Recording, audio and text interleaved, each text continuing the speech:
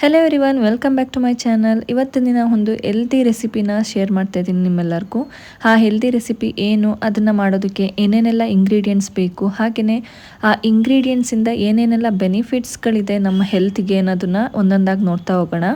ಮೊದಲನೇದಾಗಿ pumpkin seeds ಅಂದರೆ ಕುಂಬಳಕಾಯಿ ಬೀಜ.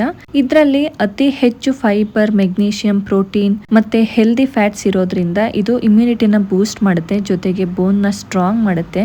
ಹಾರ್ಟ್ ಪ್ರಾಬ್ಲಮ್ಸ್ ಕೂಡ ಇದು ಪ್ರಿವೆಂಟ್ ಮಾಡುತ್ತೆ. ನೆಕ್ಸ್ಟು ಸನ್ಫ್ಲವರ್ ಸೀಡ್ಸ್ ಅಥವಾ ಸೂರ್ಯಕಾಂತಿ ಬೀಜಗಳು. ಈ ಸೂರ್ಯಕಾಂತಿ ಬೀಜದಲ್ಲಿ ವಿಟಮಿನ್ ಇ ಹೆಚ್ಚಾಗಿ ಇರುತ್ತೆ, ಜೊತೆಗೆ ಮೆಗ್ನೀಷಿಯಂ, ಸಿಲಿನಿಯಂ ಮತ್ತೆ ಹೆಲ್ದಿ ಫ್ಯಾಟ್ ಕೂಡ ಇದೆ. ಇದರಿಂದ ಹಾರ್ಟ್ ಹೆಲ್ತ್ಗೆ ಮತ್ತೆ ಇಮ್ಯೂನ್ ಫಂಕ್ಷನ್ಸ್ಗೆ, ಜೊತೆಗೆ ಬೋನ್ ಹೆಲ್ತ್ಗೂ ಕೂಡ ಇದು ಒಳ್ಳೆಯದು. ಹಾಗೆಯೇ ಬ್ಲಡ್ ಶುಗರ್ನ ಇದು ಕಂಟ್ರೋಲ್ ಮಾಡುತ್ತೆ. ನೆಕ್ಸ್ಟ್ ವಾಟರ್ ಮೆಲನ್ ಸೀಡ್ಸ್ ಅಥವಾ ಕಲ್ಲಂಗಡಿ ಬೀಜಗಳು. ಇದರಲ್ಲಿ ಹೆಚ್ಚಾಗಿ ಮೆಗ್ನೀಷಿಯಂ ಇದೆ, ಜೊತೆಗೆ vitamin C, antioxidants, fibres ಎಲ್ಲ ಇರೋದ್ರಿಂದ ಇದು ಡೈಜೆಷನ್ಗೆ ತುಂಬಾನೇ ಹೆಲ್ಪ್ ಮಾಡುತ್ತೆ. ಹಾಗೆಯೇ ಸ್ಕಿನ್, ಹೇರ್ ಹೆಲ್ತ್ಗೆ ತುಂಬಾನೇ ಒಳ್ಳೆಯದು. ನೆಕ್ಸ್ಟ್ ಮಸ್ಕ್ ಮೆಲನ್ ಸೀಡ್ಸ್ ಅಥವಾ ಕರ್ಬೂಜ ಹಣ್ಣಿನ ಬೀಜಗಳು.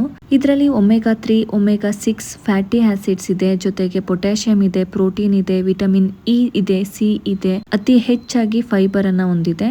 ಇದರಿಂದ ನಾವು ಹೆಲ್ದಿ ಆಗಿರುವಂತ ಸ್ಕಿನ್ ಅನ್ನ ಪಡ್ಕೋಬಹುದು, ಮತ್ತೆ ಇಮ್ಯುನಿಟಿನ ಬೂಸ್ಟ್ ಮಾಡ್ಕೋಬಹುದು. ಹಾರ್ಟ್ ಹೆಲ್ತ್ ಒಳ್ಳೆಯದು. ಹಾಗೆಯೇ ಪ್ರೆಗ್ನೆಂಟ್ ವುಮೆನ್ಸ್ ಗಳು ಈ ಸೀಡ್ಸ್ ನ ತಿನ್ನೋದ್ರಿಂದ ತುಂಬಾನೇ ಒಳ್ಳೆಯದು. ನೆಕ್ಸ್ಟ್ ಸೀಸಮ್ ಸೀಡ್ಸ್ ಅಥವಾ ಬಿಳಿ ಎಳ್ಳು. ಇದರಲ್ಲಿ ಮೆಗ್ನೀಷಿಯಂ, ಪ್ರೋಟೀನ್, ಜಿಂಕ್, ಐರನ್ ಈ ಎಲ್ಲಾ ಪೋಷಕಾಂಶಗಳು ತುಂಬಾನೇ ಹೆಚ್ಚಾಗಿದೆ. ಇದರಿಂದ ಶುಗರ್ ಕಂಟ್ರೋಲ್ ಒಳ್ಳೆಯದು, ಬ್ಲಡ್ ಪ್ರೆಷರ್ ಕಡಿಮೆ ಮಾಡೋದಕ್ಕೆ ಸಹಾಯ ಮಾಡುತ್ತೆ, ಹೆಲ್ದಿ ಸ್ಕಿನ್ಗೆ, ಸ್ಟ್ರೆಸ್ ಕಡಿಮೆ ಮಾಡ್ಕೊಳ್ಳೋದಕ್ಕೆ, ಮತ್ತೆ ಕ್ಯಾನ್ಸರ್ ಪ್ರಿವೆಂಟ್ ಮಾಡೋದಕ್ಕೆ. ಹಾಗೇನೆ ಬ್ಲಡ್ ಇಲ್ಲ ಅನ್ನೋರು ಪ್ರತಿನಿತ್ಯ ಇದನ್ನ ತಿನ್ನೋದ್ರಿಂದ ತುಂಬಾನೇ ಒಳ್ಳೆಯದು. ನೆಕ್ಸ್ಟ್ ಫ್ಲಾಕ್ಸ್ ಸೀಡ್ಸ್ ಅಥವಾ ಅಗಸೆ ಬೀಜಗಳು. ಇದರಲ್ಲಿ omega 3 fatty acids, fibres, vitamins ಮತ್ತೆ ಆಂಟಿ ಆಕ್ಸಿಡೆಂಟ್ಸ್ ಇದೆ.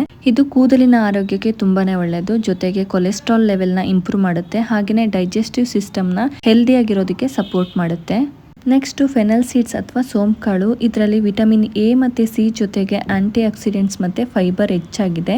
ಇದು ಡೈಜೆಷನ್ ಒಳ್ಳೆಯದು, ಹಾಗೇನೆ ಕಾನ್ಸ್ಟಿಪೇಷನ್ ಪ್ರಿವೆಂಟ್ ಮಾಡುತ್ತೆ, ಬ್ಲಡ್ ಕ್ಲೀನ್ ಮಾಡೋದಕ್ಕೆ, ಹಾಗೇನೆ ಕಣ್ಣಿನ ದೃಷ್ಟಿಗೆ ತುಂಬಾನೇ ಒಳ್ಳೆಯದು. ಹಾಗೇನೆ ಬಾಯಿಂದ ಕೆಟ್ಟ ವಾಸನೆ ಬರ್ದೇ ಇರೋದಕ್ಕೆ ಈ ಸೋಂಕಾಳನ್ನ ಯೂಸ್ ಮಾಡ್ತಾರೆ.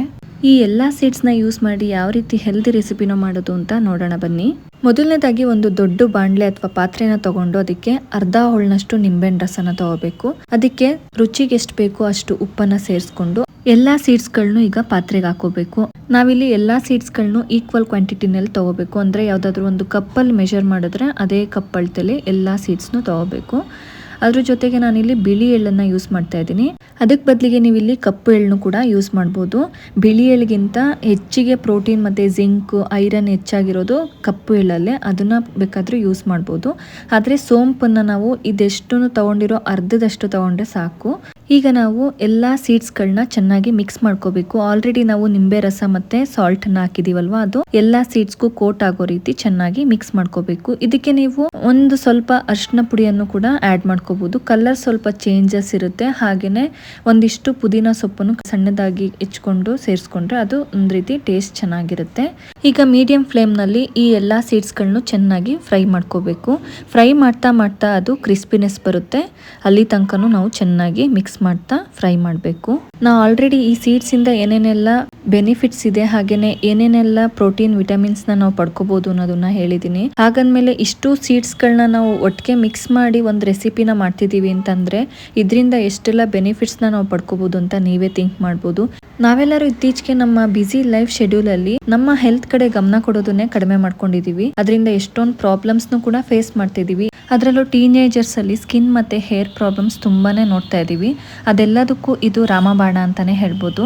ಈಗ ಇದು ಚೆನ್ನಾಗಿ ಫ್ರೈ ಆಗಿದೆ, ಕ್ರಿಸ್ಪಿನೆಸ್ ಬಂದಿದೆ. ಇದ್ರ ಜೊತೆ ನಾವು ಡ್ರೈ ಫ್ರೂಟ್ಸ್ ನ ಆಡ್ ಮಾಡ್ಬೋದು. ಅಂದ್ರೆ ಸ್ವಲ್ಪ ತುಪ್ಪದಲ್ಲಿ ಗೋಡಂಬಿ, ಬಾದಾಮಿ, ಪಿಸ್ತಾ, ವಾಲ್ನಟ್ ನ ಫ್ರೈ ಮಾಡಿ ಇದಕ್ಕೆ ಆಡ್ ಮಾಡ್ಕೋಬಹುದು. ಆದ್ರೆ ಅದ್ರಲ್ಲಿ ಸಿಗುವಂತ ಪ್ರೋಟೀನ್ಸ್, ವಿಟಮಿನ್ಸ್ ಇದ್ರಲ್ಲೇ ಸಿಗೋದ್ರಿಂದ ನಾನು ಎಕ್ಸ್ಟ್ರಾ ಆಡ್ ಮಾಡ್ತಾ ಇಲ್ಲ. ಈಗ ಇದು ರೆಡಿ ಆಗಿದೆ. ಈ ಮಿಕ್ಸ್ಚರ್ ನ ಪ್ರತಿದಿನ ನಾವು ಒಂದೊಂದ್ ಸ್ಪೂನ್ ತಗೊಳ್ಳೋದ್ರಿಂದ ನಮ್ಮ ಬಾಡಿಗೆ ಏನೇನೆಲ್ಲ ನ್ಯೂಟ್ರಿಷನ್ ಬೇಕು ಅದಷ್ಟನ್ನು ಕೂಡ ನಾವು ಒಟ್ಟಿಗೆ ಪಡ್ಕೋಬಹುದು. ಅದರಲ್ಲೂ ಸ್ಕಿನ್ ಮತ್ತೆ ಹೇರ್ ಪ್ರಾಬ್ಲಮ್ಸ್ಗೆ ಇದು ಬೆಸ್ಟ್ ರೆಮಿಡಿ ಅಂತಾನೆ ಹೇಳ್ಬೋದು.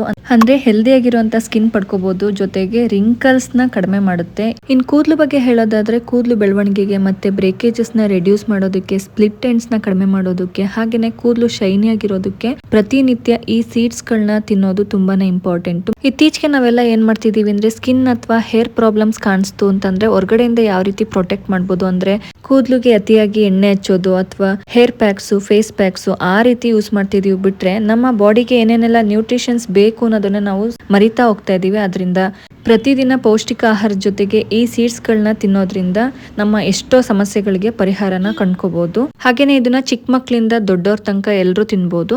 ಕೆಲವು ಮಕ್ಕಳು ಈ ರೀತಿ ಸೀಡ್ಸ್ನ ತಿನ್ನೋದಕ್ಕೆ ಇಷ್ಟಪಡಲ್ಲ ಅಂತಂದ್ರೆ ಇಲ್ಲಿ ಲೆಮನ್ ಜ್ಯೂಸ್ ಮತ್ತೆ ಸಾಲ್ಟ್ನ ಸ್ಕಿಪ್ ಮಾಡಿ ಕಲ್ ಸಕ್ಕರೆನ ಯೂಸ್ ಮಾಡಿ ಎಲ್ಲಾ ಸೀಡ್ಸ್ನು ಪೌಡರ್ ಮಾಡಿಕೊಂಡು ಹಾಲ್ ಜೊತೆ ಅಥವಾ ಹಾಗೇನೆ ಯೂಸ್ ಮಾಡ್ಬೋದು.